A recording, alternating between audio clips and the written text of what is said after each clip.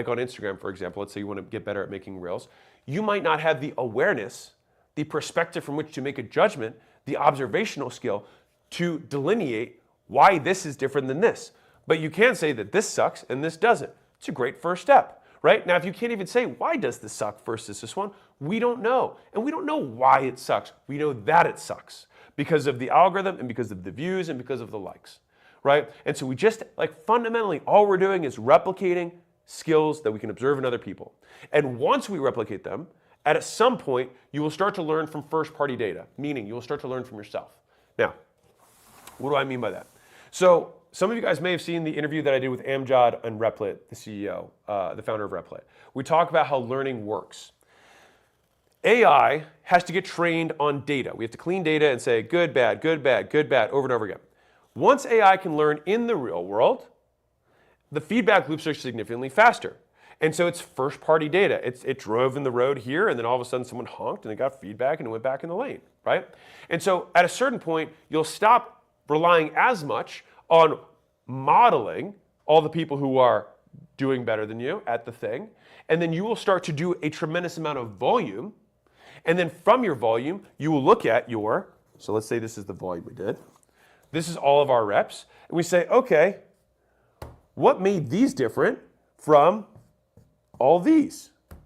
What is the difference? Now, there is for sure a difference because these are the top 10%. You might only be able to identify one or two differences. So you will take the things that you find different, and then you will do another set of many repetitions where you'll do this. And then you'll have a top 10% again. And on here, you'll get another inference of why that's the top 10%. And then, but wait, there's more. We will then go, taking all those inferences, and then we have our top 10% again, and here, you get the idea. Your idea and observation density will increase like coats of paint. Every time you go over it, you will learn one more thing. But I would say that the key to learning is observation. Once you can observe the differences between current and ideal, and this is honestly the gap. People, I get the compliment often that Alex breaks things down in such a simple way. It's really just looking at the world through the lens of analysis, of observation and saying, what is different about these things? And looking at it almost as an autist where there is no meaning behind anything. Just simply, this person extended his hand, that person extended their hand, this person nods when that person talks. When that person stops talking, this person doesn't nod. Why doesn't this person nod when that person's talking? Oh, okay, people determine that this person has more influence, the person who nods when the other person is talking.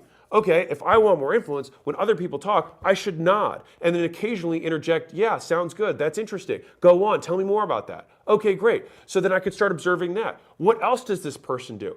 This person, when he asks for things, takes a step back. This person doesn't. Okay, so when I ask for things, if I want to increase likelihood of compliance, I'll take a step back. And so it's these observational differences which separate the people who win from the people who won't. Now, of course, there are naturals. What I would determine as a natural is someone who observed not consciously, but still learned. So I'll explain.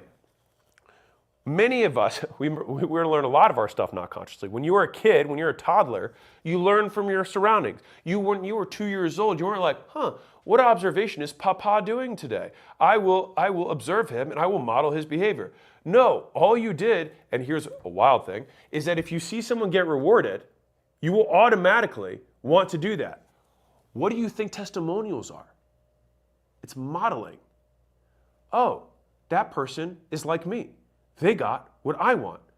Their behavior was they bought this thing. I will therefore buy this thing, model what they did to get what they want. That's how it works. So, step 6 is that we have to analyze the differences. Analyze and iterate, which is what this is. Look at the top 10% of people, take their initial, and then use that as batch 1. Then look at the top 10% of your stuff, look at the observational differences, and keep doing it like coats of paint. Then, step 7 is repetition. So if necessity is the mother of innovation, repetition is the father of skill. which is that you repeat these steps over and over and over again until people call you a natural. And so I've been, blessed, if you want to use that word, at being good at, I was good at school. I was not bad at school. Some people are like, I became an entrepreneur because I sucked at school. I was good at school. I was good at school, and when I got into the business world, I took it like curriculum. You know what I mean? Like I wanted to learn all the language, I wanted to learn the lingo, I wanted to learn how it all worked. And what became difficult for me was that many people described similar things with different words, and that became very confusing. And so I get asked a lot now, like, what are my primary sources of learning? Like, what do I learn? Like, where do I go for learning now? And the honest answer is that the vast majority of my learning is first party. We do lots of stuff, we look at what worked, and we do more of the stuff that worked, and then we do it again. And then I tell you guys what I did, right? This is the process. This is what we do. Now, if we're going to go into a new field, I'm going to hire experts, and I'm going to hire them so that they can get me on iteration 9 as iteration 1. And then I'll start at 9, and then my goal is to beat them at that thing, just by simply applying this process with a faster feedback loop than they have. And so this is important. If, like, on a long enough time horizon, the speed of iteration is the only thing that matters. So think about this for a second. Your speed of iteration and or improvement from the iteration, to be clear, not just changing things for no reason, but improvement.